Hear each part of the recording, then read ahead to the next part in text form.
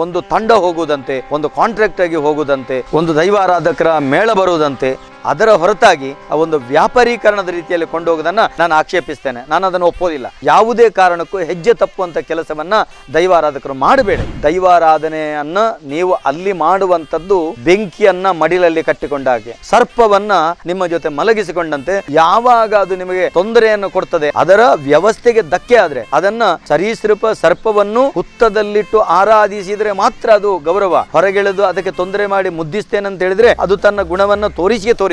ದೈವಾರಾಧನೆ ಕೂಡ ಹಾಗೆ. ಒಂದು 10-15 ವರ್ಷದಿಂದ ಒಂದು ನೇಮಕ್ಕೆ ನಿಮಗೆ 50,000 ಕೊಡ್ತೇನೆ, 50 ಅಲ್ಲ 1 ಲಕ್ಷ ಕೊಟ್ಟರು ನಾನು ಬರುವುದಿಲ್ಲ ಅಂತ ಹೇಳಿದೆ. ಅವರು ಸ್ವಲ್ಪ ಸಿಟ್ಟಾದ್ರು. ಯಾಕಂತ ಹೇಳಿದ್ರೆ ನಾವು ಪರಿಶಿಷ್ಟ ಜಾತಿಯ ದೈವಾರಾಧಕರು, ಅವರು ದೊಡ್ಡ ಜನಾಂಗದವರು. ಏನು ಮಾರ ನೀನು ನೇಮ ಕಟ್ಟುವ ಅಲ್ವಾ, ನಾವು ಹಣ ಕೊಟ್ಟಾಗ ನೀವು ನೇಮ ಮಾಡುವಾಗ ನೀವು ಬರುದಿಲ್ಲ ಅಂತ ಹೇಳಿದ್ರೆ ಅರ್ಥ ಏನು ಅಂತ ಹೇಳಿದೆ.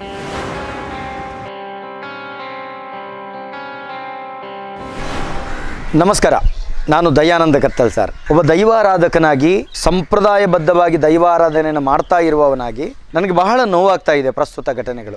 ಒಂದಷ್ಟು ಮಂದಿ ನನ್ನ ಅಭಿಮಾನಿಗಳು ನನ್ನಲ್ಲಿ ತುಂಬಾ ಪ್ರಶ್ನೆಯನ್ನ ಮಾಡಿದ್ರು. ಏನ್ ಕತ್ತಲ್ ಸರ್, ಏನಾಗ್ತಾ ಇದೆ ದೈವಾರಾಧನೆ ವ್ಯವಸ್ಥೆ? ತುಳುನಾಡಿನಲ್ಲಿ ಇರಬೇಕಾದಂತ ದೈವಾರಾಧನೆ ಈಗ ಗಡಿ ಬಿಟ್ಟು ಹೋಗ್ತಾ ಇದೆ. ಹೋದ್ರೂ ಪರವಾಗಿಲ್ಲ, ಅದೊಂದು ವ್ಯಾಪಾರೀಕರಣ ಆಗ್ತಾ ಇದೆ. ಅದರ ಮಧ್ಯೆ ಕಾಂಟ್ರಾಕ್ಟ್ ಅನ್ನುವಂತ ಶಬ್ದಗಳು ಮೇಳೈಸ್ತಾ ಇದೆ. ಮತ್ತು ಸಿಕ್ಕಲ್ಲಿ ನಂಬುವುದು, ಸಿಕ್ಕಲ್ಲಿ ಆರಾಧನೆ ಮಾಡುವುದು, ಇದಕ್ಕೆ ನೀವೇನು ಹೇಳಿದಿರಂತ ನನ್ನಲ್ಲಿ ಪ್ರಶ್ನೆ ಮಾಡ್ತಾ ಇದ್ರು. ಅದಕ್ಕೆ ನಾನು ಅವರಿಗೆ ಸಿಟ್ಟಿನಿಂದಲೇ ಉತ್ತರಿಸಿದ್ದೆ. ಯಾಕಂತ ಹೇಳಿದ್ರೆ ಸಾಧಾರಣ ಒಂದು 10-18 ವರ್ಷಗಳ ಹಿಂದೆ ತುಳುನಾಡ ದೈವಾರಾಧನಾ ರಕ್ಷಣಾ ಚಾವಡಿ ಅಂತ ಕಟ್ಟಿ ನಾನು ವಿಶೇಷವಾಗಿ ಹೋರಾಟವನ್ನ ನಮ್ಮ ಇಡೀ ದೈವಾರಾಧಕರನ್ನ ಒಟ್ಟುಗೂಡಿಸಿ ನಾನು ಮಾಡಿದ್ದೆ. ಜಿಲ್ಲಾಧಿಕಾರಿಯವರು ಸರ್ಕ್ಯುಲರ್ ಬಿಟ್ಟಿದ್ರು, ಯಾವುದೇ ಕಾರಣಕ್ಕೂ ಯಕ್ಷಗಾನ ಆಗಿರ್ಬೋದು, ನಾಟಕ ಆಗಿರ್ಬೋದು, ಯಾವುದೇ ವೇದಿಕೆಗಳಲ್ಲಿ ಮತ್ತು ಸಾರ್ವಜನಿಕ ವೇದಿಕೆಗಳಲ್ಲಿ ದೈವಾರಾಧನೆ ಮಾಡಬಾರದು ಅನ್ನೋ ರೀತಿಯಲ್ಲಿ ವಿಶೇಷವಾದಂತಹ ಸರ್ಕ್ಯುಲರ್ ಅನ್ನು ಎಲ್ಲ ಇಲಾಖೆಗಳಿಗೆ ಬಿಟ್ಟಿತ್ತು. ಶಿಕ್ಷಣ ಇಲಾಖೆಗೆ ವಿಶೇಷವಾಗಿ ಬಿಟ್ಟಿತ್ತು, ಪೊಲೀಸ್ ಇಲಾಖೆಗೂ ಬಿಟ್ಟಿತ್ತು ಆ ಕಾಲದಲ್ಲಿ. ಆದ್ರೆ ಆ ನಂತರ ಅದರೊಳಗೆ ಒಂದು ಒಡೆದಾಳುವ ನೀತಿ ಅನ್ವಯ ನಮ್ಮೊಳಗೆ ಒಡಕನ್ನ ಸೃಷ್ಟಿಸುವಂತ ಒಂದು ಷಡ್ಯಂತ್ರ ರೂಪಿತ ಆಯಿತು. ಆಮೇಲೆ ದೈವಾರಾಧಕರಿಗೆ ಸ್ವಲ್ಪ ಹಣದ ಆಮಿಷವನ್ನ ತೋರಿಸಿ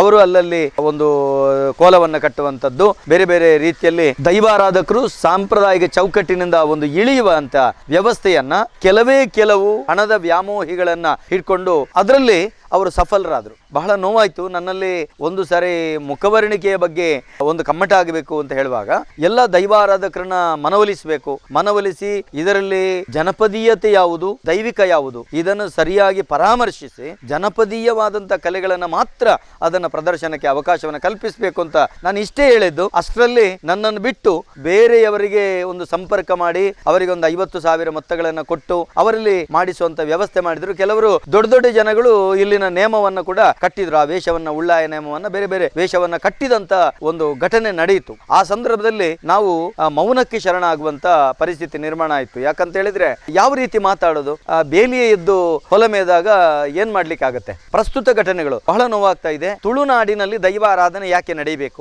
ಯಾಕೆ ನಡೀತಾ ಇತ್ತು, ಇದರ ಬಗ್ಗೆ ನಾನು ಸ್ಪಷ್ಟವಾಗಿ ನಿಮಗೆ ತಿಳಿಸಿದ್ದೇನೆ. ಈ ಹಿಂದಿನ ನನ್ನ ಮಾತುಗಳಲ್ಲಿ ನಾನು ತಿಳಿಸಿದ್ದೇನೆ. ದೈವಾರಾಧನೆ ಅನ್ನುವಂಥದ್ದು ತುಳುನಾಡಿನಲ್ಲಿ ನಡೆಯಬೇಕು. ಯಾಕೆ? ಇದು ಸೊಂಪಾಗಿರುವಂತಹ ಪ್ರದೇಶ, ನೀರು ಮತ್ತು ನೆರಳಿರುವಂತಹ ಪ್ರದೇಶ, ಇಲ್ಲಿ ದೈವಾರಾಧನೆಗೆ ಸೂಕ್ತ ಪ್ರದೇಶ.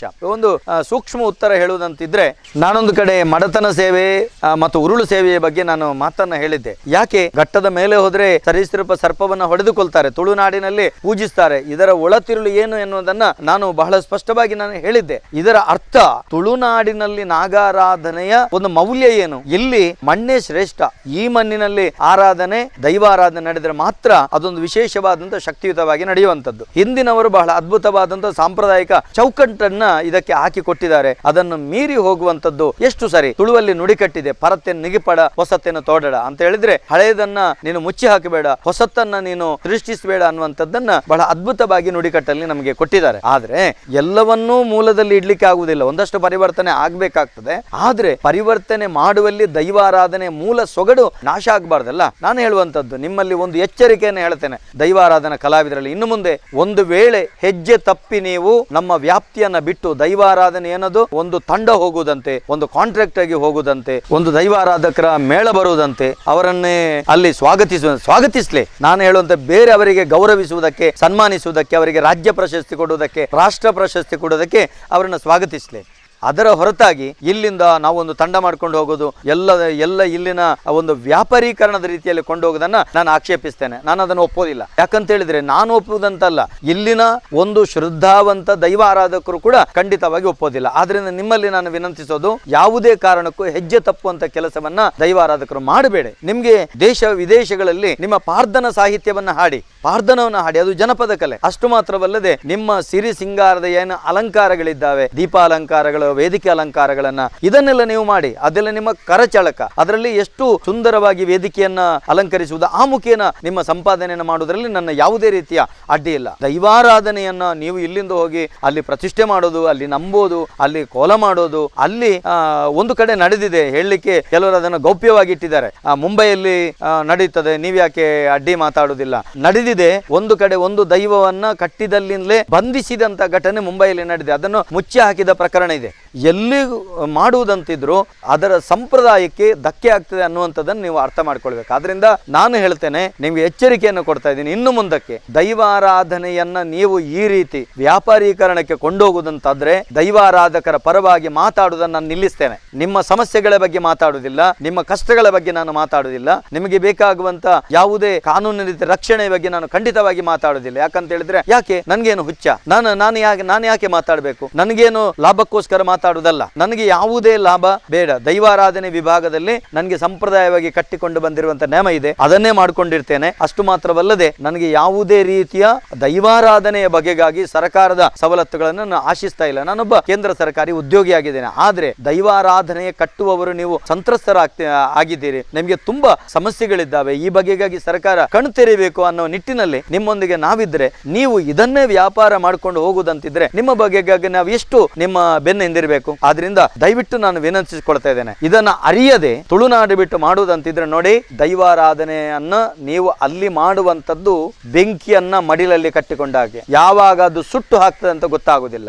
ನೀವು ಸರ್ಪವನ್ನ ನಿಮ್ಮ ಜೊತೆಯಲ್ಲಿ ಮಲಗಿಸಿಕೊಂಡಂತೆ, ಸರ್ಪವನ್ನ ನಿಮ್ಮ ಜೊತೆ ಮಲಗಿಸಿಕೊಂಡಂತೆ, ಯಾವಾಗ ಅದು ನಿಮಗೆ ತೊಂದರೆಯನ್ನು ಕೊಡ್ತದೆ ಅಂತ ಹೇಳಿದ್ರೆ, ತೊಂದರೆ ಕೊಡುವಂತ ದೈವಗಳಂತ ಅರ್ಥಲ್ಲ, ಅದರ ವ್ಯವಸ್ಥೆಗೆ ಧಕ್ಕೆ ಆದ್ರೆ ಅದನ್ನ ಸರೀಸೃಪ ಸರ್ಪವನ್ನು ಹುತ್ತದಲ್ಲಿಟ್ಟು ಆರಾಧಿಸಿದ್ರೆ ಮಾತ್ರ ಅದು ಗೌರವ. ಅದನ್ನು ಹೊರಗೆಳೆದು ಅದಕ್ಕೆ ತೊಂದರೆ ಮಾಡಿ ಮುದ್ದಿಸ್ತೇನೆ ಅಂತ ಹೇಳಿದ್ರೆ ಅದು ತನ್ನ ಗುಣವನ್ನು ತೋರಿಸ್ತದೆ. ದೈವಾರಾಧನೆ ಕೂಡ ಹಾಗೆ. ನಿಮ್ಗೆ ದೈವಾರಾಧನೆ ಬಗ್ಗೆ ಶ್ರದ್ಧೆ ಇದೆಯೋ, ಭಕ್ತಿ ಇದೆಯೋ, ತುಳುನಾಡಿಗೆ ಬನ್ನಿ ಅಲ್ಲ, ತುಳುನಾಡಿಗೆ ಬಂದು ಇಲ್ಲಿ ದೈವಾರಾಧನೆ ಕಂಡು ನೀವು ಅದನ್ನು ಆಸ್ವಾದಿಸಿ ಅದರ ಅನುಗ್ರಹವನ್ನ ಪಡೆಯಿರಿ. ನಿಮ್ಮಲ್ಲಿ ಅಲ್ಲಿನ ಆರಾಧನಾ ಪದ್ಧತಿ ಇದೆ, ಅಲ್ಲಿ ಬೇರೆ ಬೇರೆ ರೀತಿಯಲ್ಲಿ ಆರಾಧನೆ ನಡೀತಾ ಇದೆ, ದೇವತಾ ಆರಾಧನೆ ನಡೀತಿದೆ, ಅದನ್ನು ಮುಂದುವರಿಸಿಕೊಂಡು ಹೋಗಿ. ಯಾಕೆ ಇದನ್ನ ಒಂದು ವ್ಯವಹಾರದ ದೃಷ್ಟಿಯಲ್ಲಿ ಕೊಂಡೋಗ್ತಾ ಇದ್ದೀರಿ? ಒಬ್ಬರ ಮೊನ್ನೆ ಸಾಮಾಜಿಕ ಜಾಲತಾಣದಲ್ಲಿ ಹೇಳ್ತಾರಂತೆ, ಕತ್ತಲ್ ಸಾರಿಗೂ ಕೂಡ ಕಾಂಟ್ರಾಕ್ಟ್ ಕೊಟ್ರೆ ಅವರು ಹೋಗ್ತಾರೆ ಅಂತೇಳಿ. ನನ್ನ ಜೀವನದಲ್ಲಿ ಒಂದೇ ಒಂದು ಪ್ರಕರಣ ಆ ರೀತಿ ಮಾಡಿದಿದ್ರೆ ನೀವು ತೋರಿಸಿಕೊಡಿ. ಯಾವುದೇ ಕಾರಣಕ್ಕೂ ನಂಗೆ ಮಾಡುವುದಂತಿದ್ರೆ ಮೈ ತುಂಬಾ ವಜ್ರವನ್ನೇ ಧರಿಸಬಹುದು, ಅಷ್ಟು ನನ್ನ ಅಭಿಮಾನಿಗಳಿದ್ದಾರೆ, ಅಷ್ಟು ನನ್ನಲ್ಲಿ ಸಲಹೆ ಕೇಳುವವರಿದ್ದಾರೆ. ನನಗೂ ಕೂಡ ಮಾಟ ಮಂತ್ರ ವಂಚನೆ ಬಲಿಮೆ ಇಂಥದನ್ನೆಲ್ಲ ಮಾಡ್ತಾರಲ್ಲ, ನಮಗೂ ಕೂಡ ಮಾಡಬಹುದು. ಅಂತ ತಪ್ಪು ಹೆಜ್ಜೆಗೆ ನಾನು ಖಂಡಿತವಾಗಿ ಹೆಜ್ಜೆ ಇಡುವುದಿಲ್ಲ. ನನಗೆ ಅಪ್ಪ ಒಬ್ಬನೇ ಇರುವಂತದ್ದು. ನನ್ನ ಅಪ್ಪ ನನಗೆ ಸರಿಯಾಗಿ ಬುದ್ಧಿನೀತಿ ಹೇಳಿದ್ದಾರೆ. ನನಗೆ ನನ್ನ ಗುರು ಕೂಡ ನನ್ನ ಅಪ್ಪನೇ. ನನಗೆ ದೈವಾರಾಧನೆಯನ್ನು ಕಲಿಸಿಕೊಟ್ಟಾಗ ಹೇಳಿದ್ದಾರೆ, ತುಳುನಾಡಿನಲ್ಲಿ ಮಾತ್ರ ನಿನ್ನ ದೈವಾರಾಧನೆ ಮಾಡಬೇಕು ಮಗ, ಅದನ್ನು ಬಿಟ್ಟು ಹೊರಗಡೆ ಹೋಗುವಂತದ್ದು ಸೂಕ್ತ ಅಲ್ಲ. ದೈವಾರಾಧನೆಯ ಬಗೆಗಾಗಿ ನೇಮ ಕಟ್ಟುವಂತದ್ದು ನಮ್ಮ ತುಳುನಾಡು ಬಿಟ್ಟು ಮಾಡುವಂತ ಸೂಕ್ತ ಅಲ್ಲ ಅಂತ ಹೇಳಿದ್ರು. ಒಂದ್ಸಾರಿ ಮುಂಬಯಿಯ ಒಂದು ತಂಡ ನನ್ನಲ್ಲಿಗೆ ಬಂದಿತ್ತು. ನಾನು ಬೆಳಿಗ್ಗೆ ಪೂಜೆಯಲ್ಲಿದ್ದೆ. ಆ ಹೊತ್ತಿನಲ್ಲಿ ನನ್ನ ಅಣ್ಣ ಬಂದು ಹೇಳಿದ್ರು, ಮುಂಬೈಯಿಂದ ಒಂದು ತಂಡ ಬಂದಿದೆ, ನಿಮ್ಗೆ ಮುಂಬೈಗೆ ನೇಮಕ್ಕೆ ಕರೀತಾ ಇದ್ದಾರೆ ಅಂತ ಹೇಳಿ. ನಾನು ಸ್ವಲ್ಪ ತಡ ಮಾಡಿದೆ, ಏನು ಅಂತ ಆಲೋಚನೆ ಮಾಡಿದೆ. ನನ್ನ ಧರ್ಮ ದೈವದಲ್ಲಿ ಪ್ರಾರ್ಥಿಸಿಕೊಂಡೆ, ಏನು ಸ್ವಾಮಿ ಇದೆ ಇಲ್ಲ. ಅವಾಗ ನನ್ನ ಧರ್ಮ ದೈವ ಇದನ್ನು ನೀನು ಹೋಗಬೇಡ ಅನ್ನುವಂತ ಮನಸ್ಥಿತಿಯನ್ನ ಆ ಕಾಲದಲ್ಲಿ ಕೊಟ್ಟಿತ್ತು. ಯಾಕಂತ ಹೇಳಿದ್ರೆ ನಿನ್ನ ಅಪ್ಪ ಧರ್ಮಾತ್ಮ, ಧರ್ಮದ ನಡೆಯಲ್ಲಿ ನಡೆದಿದ್ದಾರೆ, ಅದೇ ರೀತಿಯಲ್ಲಿ ದೈವಾರಾಧನೆ ಮಾಡಬೇಕು ಅನ್ನೋಂತ ಮನಸ್ಸಿಗೆ ನನಗೆ ಬಂತು. ಹೊರಗೆ ಬಂದಾಗ ನಾನು ಅಣ್ಣನಲ್ಲಿ ಹೇಳಿದ್ದೆ, ನಾನು ಅವರಿಗೆಲ್ಲ ಸಿಯಾಳ ಕೊಟ್ಟು ಬಾಯಾರಿಕೆಯನ್ನು ಕೊಟ್ಟು ಅವರನ್ನು ಸತ್ಕರಿಸು ಅಂತ ಹೇಳಿದ್ದೆ. ನಾವು ಅದೇ ರೀತಿ ಅವರಿಗೆಲ್ಲ ರೀತಿಯ ಸತ್ಕಾರವನ್ನ ಮಾಡಿ ಆದ್ಮೇಲೆ ನನ್ನ ಹತ್ರ ಕೇಳಿದ್ರು, ನೀವು ಮುಂಬೈಗೆ ನೇಮಕ್ಕೆ ಬರಬೇಕು, ಮುಂಬೈಗೆ ಬರಬೇಕು ಅಂತ ಹೇಳಿದ್ರು. ಅದಕ್ಕೆ ನೇರ ಹೇಳಿದೆ, ನಾನು ಬರುವುದಿಲ್ಲ ಸ್ವಾಮಿ ಅಂತ ಹೇಳಿದೆ. ಅದಕ್ಕೆ ಹೇಳಿದ್ರು, ನಿಮ್ಗೆ ಒಂದು ನೇಮಕ್ಕೆ 50,000 ಕೊಡ್ತೇನೆ ಅಂತ ಹೇಳಿದ್ರು. ಯಾವ ಆ ಕಾಲದಲ್ಲಿ ಒಂದು 10-15 ವರ್ಷದ ಹಿಂದೆ ಒಂದು ನೇಮಕ್ಕೆ ನಿಮ್ಗೆ 50,000 ಕೊಡ್ತೇನೆ. 50 ಅಲ್ಲ 1 ಲಕ್ಷ ಕೊಟ್ಟರು ನಾನು ಬರುವುದಿಲ್ಲ ಅಂತ ಹೇಳಿದೆ. ಯಾಕೆ ಬರುವುದಿಲ್ಲ? ನಿಮ್ಗೆ ನೀವು ಬಹಳ ಒತ್ತಡದಲ್ಲಿ ಇದ್ರಿಂದ ಗೊತ್ತಿದೆ, ನಿಮ್ಗೆ ವಿಮಾನದ ಟಿಕೆಟ್ ನಾವು ಮಾಡಿಕೊಡ್ತೇವೆ, ನಿಮ್ಮ ತುಂಬಾ ಮಂದಿಯಲ್ಲಿ ನೇಮ ಮಾಡಿದ್ದಾರೆ, ನೀವು ಬರಬೇಕು ಅಂತ ಹೇಳಿದ್ರು. ನಾನು ಹೇಳಿದೆ, ವಿಮಾನ ಅಲ್ಲ, ನೀವು ಯಾವುದೇ ರೀತಿ ಹೆಲಿಕಾಪ್ಟರ್ ಮಾಡಿದ್ರು ನಾನು ಬರುವುದಿಲ್ಲ ಅಂತ ಹೇಳಿದೆ. ಆವಾಗ ಅವರು ಸ್ವಲ್ಪ ಸಿಟ್ಟಾದ್ರು. ಯಾಕಂತ ಹೇಳಿದ್ರೆ ನಾವು ಪರಿಶಿಷ್ಟ ಜಾತಿಯ ದೈವಾರಾಧಕರು, ಅವರು ದೊಡ್ಡ ಜನಾಂಗದವರು, ಸಹಜ ಅದು. ಅವರು ಹೇಳಿದ್ರು, ಏನು ಮಾರ ನೀನು ನೇಮ ಕಟ್ಟುವ ಅಲ್ವಾ, ನಾವು ಹಣ ಕೊಟ್ಟಾಗ ನೀವು ನೇಮ ಮಾಡುವಾಗ ನೀವು ಬರುದಿಲ್ಲ ಅಂತ ಹೇಳಿದ್ರೆ ಅರ್ಥ ಏನು ಅಂತ ಹೇಳಿದ್ರೆ. ಅದಕ್ಕೆ ಅದಕ್ಕೆ ನೇರವಾಗಿ ಅವರು ಉತ್ತರ ವಿನಂತಿ ಮಾಡಿ ಹೇಳಿದೆ, ನೋಡಿ ಸ್ವಾಮಿ, ನನ್ನ ಅಪ್ಪ ನನಗೆ ದೀಕ್ಷೆ ಕೊಟ್ಟಾಗ ತುಳುನಾಡಿನ ದೈವಾರಾಧನೆ ಮಾಡ್ಲಿಕ್ಕೆ ಹೇಳಿದ್ದಾರೆ, ಹೊರತಾಗಿ ತುಳುನಾಡಿನ ಗಡಿ ಬಿಟ್ಟು ನೀನು ದೈವಾರಾಧನೆ ಮಾಡೋದಕ್ಕೆ ಹೋಗಬೇಡ, ದೈವಾರಾಧನೆ ಬಗ್ಗೆ ಸಂದೇಶವನ್ನ ಕೊಡುವುದಕ್ಕೆ ಬೇಕಾದ್ರೆ ವಿಶ್ವದಾದ್ಯಂತ ನೀನು ತಿರುಗು, ದೈವಾರಾಧನೆ ಮಾಡಬೇಡ ಅನ್ನೋ ಸಂದೇಶವನ್ನು ಕೊಟ್ಟಿದ್ದಾರೆ.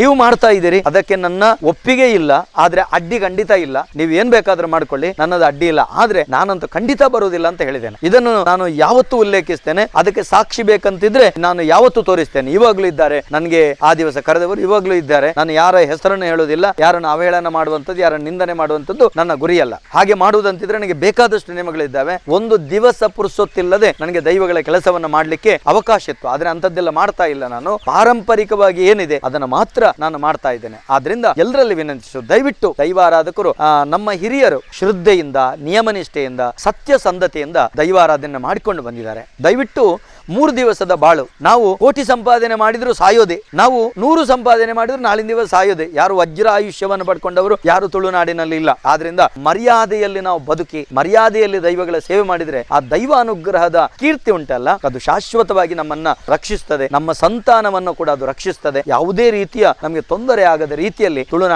ತುಳುನಾಡಿನ ಸತ್ಯಗಳು ನಮ್ಮನ್ನು ಅನುಗ್ರಹಿಸ್ತದೆ. ಆದ್ರೆ ಮತ್ತೊಮ್ಮೆ ಹೇಳ್ತೇನೆ, ದೈವಾರಾಧಕರೇ, ಯಾವುದೇ ಕಾರಣಕ್ಕೂ ಹೆಜ್ಜೆ ತಪ್ಪಿ ಎಲ್ಲೆ ಮೀರಿ ನೀವು ನಡೆಯನ್ನು ಇಡಬೇಡಿ. ನಮಸ್ಕಾರ.